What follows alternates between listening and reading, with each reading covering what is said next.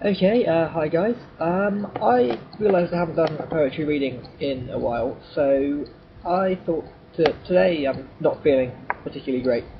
So I thought I would do another reading for you guys. I'm going to be reading from one of my more favourite poets, Rainier Maria Rilke, famous German/French poet.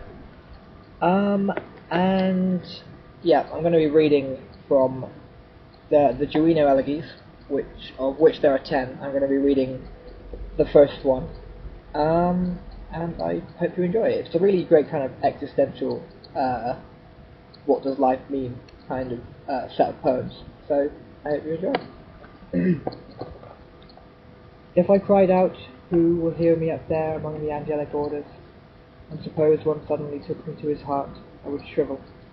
I couldn't survive next to his greater existence. Beauty is only the first touch of terror we can still bear, and it awes us so much because it so cruelly disdains to destroy us.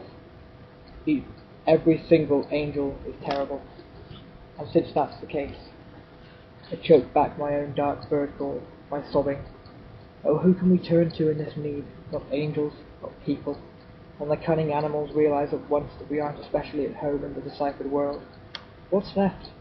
Maybe some tree on a hillside, one that you'd see every day, and the perverse variety of some habit that pleased us and then moved in for good. Oh, and the night when the wind full of outer space gnaws at our lifted faces.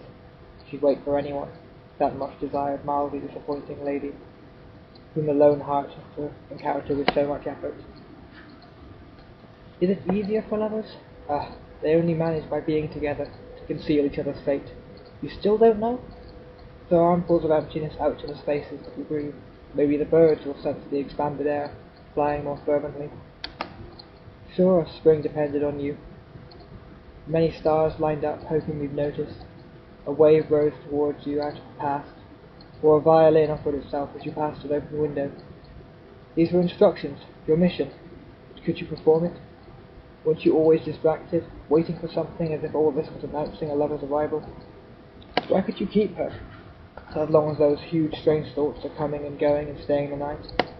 But sing when you must, of great lovers, their fame, the long way to go before it is really immortal. Those you almost envied, the unrequited whom you found more loving than the gratified, the content, begin again and again the praise you can never fully express. Think of it. The hero survives, even his ruin is only another excuse to continue a final birth. But nature, exhausted, takes lovers back into herself, as if she couldn't accomplish that kind of vitality twice.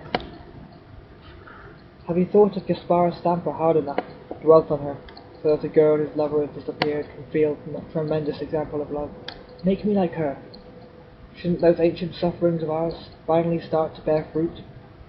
Isn't it time that in love we freed ourselves from the loved one, and trembling, endured as the arrow endures the string, collecting itself to be more than itself as it shoots, for there is no remaining place to stay.